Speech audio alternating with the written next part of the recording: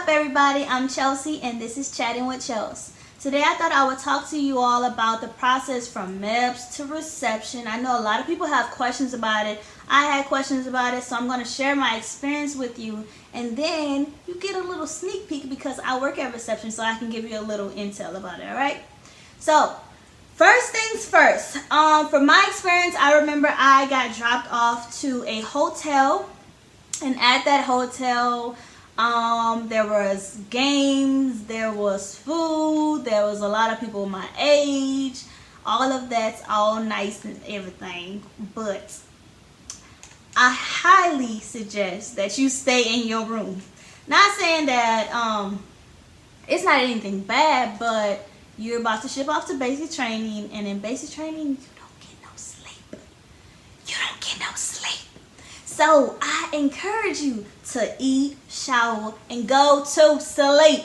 All right. I wish somebody would have told me this, because I went joyriding the city with my cousin, and I'm still trying to recover from them nights that night that I didn't get no sleep. All right. So go to sleep, because the next morning you're gonna be catching a bus. And the bus probably will leave the hotel at maybe 05, maybe 06, but just imagine what time you gotta wake up, right? Alright, so you're gonna catch the bus, you're gonna go over to MEPS, you're gonna do your final swearing, you're gonna see your family there, they're gonna be crying, oh my god, they're going away, they're about to join the army. Yes, it's getting real, alright? So after you do your final swearing, they're gonna put you on a bus, you're gonna head over to the airport, if you're catching a plane. Then once you get off the plane, there's going to be a drill sergeant waiting for you. Yes. A drill sergeant is picking you up from the airport. Yes. So the drill sergeant is going to put you all in formation, and then you're going to get on another bus, and they're going to bring you to Fort Jackson. You're going to get to Fort Jackson, and you're going to get off the bus at 120th reception, okay? All right, depending on what time of day you get there, if you get there at daytime, you're going to be in this little room, and they have benches, and you're going to tuck in your shirt, and you're going to give them that manila folder that you have, that the recruiter gave you. It's going to be a manila folder. And then also, if you have any of your important documents, like I told you, your I Love Me book. If you don't know what I'm talking about, catch that last video, right? You're going to pull out your I Love Me book, all your medical records, everything like that. You're going to give it to the drill sergeant. He's going to tell you what to sign. He's going to tell you what to pull out. So all you got to do is be patient, all right? All right, if you come at nighttime, you're going to be in this other room. It's a real big room. They have a whole bunch of chairs and tables and stuff like that. You're going to go into that room. They're going to tell you what all to do. I'm just telling you what to expect, all right? And from there, you're going to sign your papers. You're going to pull out what they tell you to pull out. And also, you're going to be assigned a platoon roster number, okay? A platoon and a roster number, all right? So you're also going to be assigned a company. So if you're an Alpha, Bravo, or Charlie company, your roster number is going to be like, it's going to be like B, which is your company. Then it's going to be platoon, so it's going to be like B13. So that's your company and your platoon number, right? So B13-001, that's your roster number, right? So your platoon is the group that you're in, and then your roster number is you as a person, all right? So that's how you're going to be identified while you're at reception, all right? Where they might call you your last name when you get to basic, but while you're in reception, we identify you by your number, all right? It's easier for us to track where you are. So it's important that you remember that number. Remember it, all right? It's going to save you. All right, so then once you get all that and you're assigned to your company, this is when your process begins. Your in processing will begin from there, all right? All of this is done in day 0, all right? So starting on day 1 all the way to day 4, I'm about to tell you. So while you're in processing at reception, you're going to go to this thing called medical. At medical, you're going to do vision, you're going to do hearing, you're going to do dental, you're going to draw blood. All of this stuff is important that you do. If you did not do any of these things, you need to let someone know, because you're probably going to have to go back and do it, okay? Then the next thing you're going to do is pay. So pay is where you're going to get this little bitty card. It's kind of like a debit card or driver's license. It's important that you keep it. It's as important as your debit card, because your money is on that card. They're giving you a pay advance. So that money is what you're going to use when you go to the PX. It's not free money. It's some of your paycheck, all right? All right. So you're going to use that card. It has your name on the back of it. You're going to use that at the PX. So it's important that you keep a track of that card. All right? Males, you're going to use that card on day one because you have to get a haircut. They're going to give you a nice little buzz cut, all right? You're going to be looking fresh.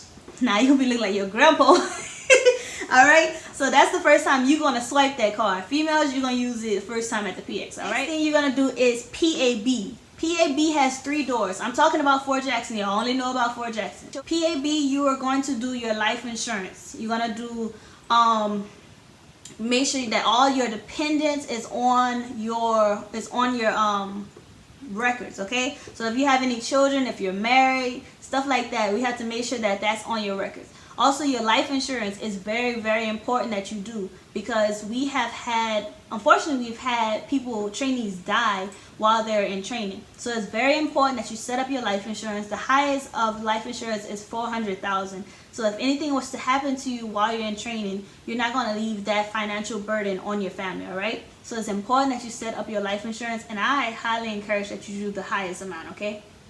I mean, it's like $20 out of your paycheck every month. It's very important that you set that up, all right?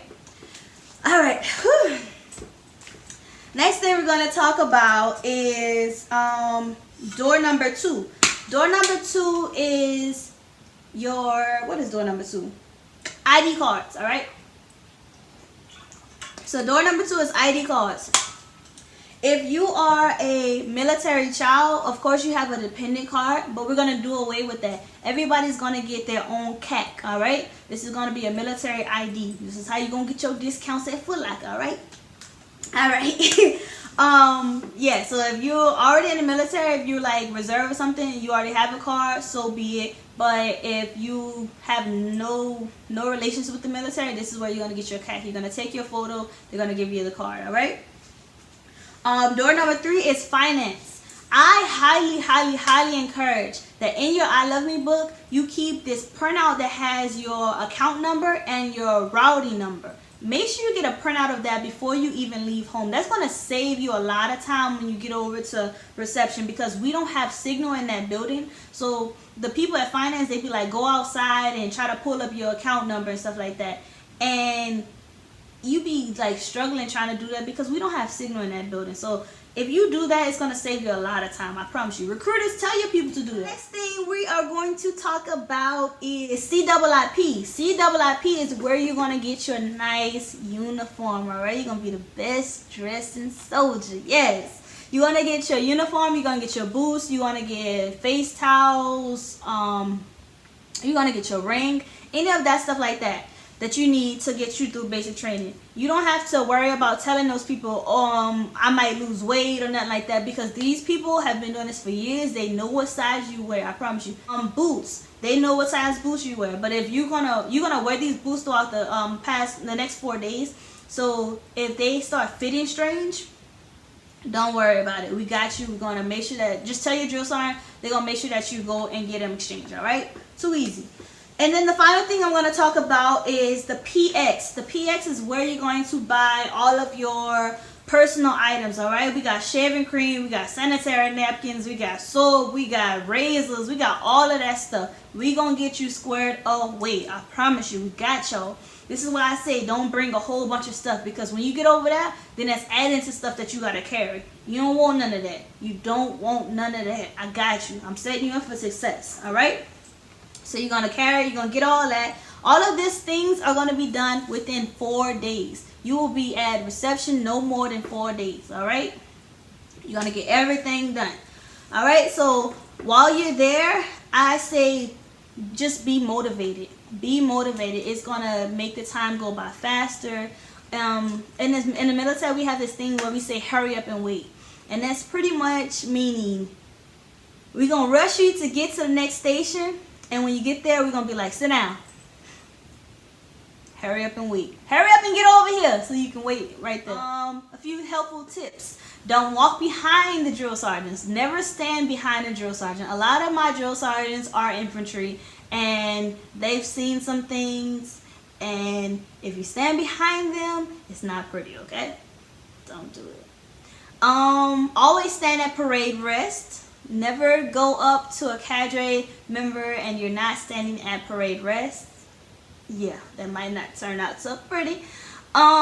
Next thing, never go up to someone by yourself. Always have a battle buddy. Check out my last video. I talked about the battle buddy system a little bit. It's for your safety and it's for our safety. You could do something to me and I don't have a witness, or I could do something to you and you don't have a witness. It's imperative that you have a battle buddy at all times. Alright, so those are three little things that I'm going to give you in this video. I'll talk about other stuff in another video, but if you have any questions, feel free to reach out, put it down in the comment section. You can DM me. I will answer your questions. I'm not a drill sergeant, so I don't feel like I'm not upset if you ask me questions, okay?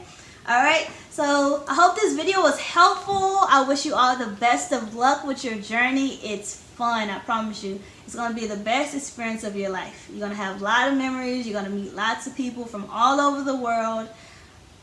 If I can do it, anybody can do it. I promise you. Alright, so this was Chatting with Chels. Bye, guys.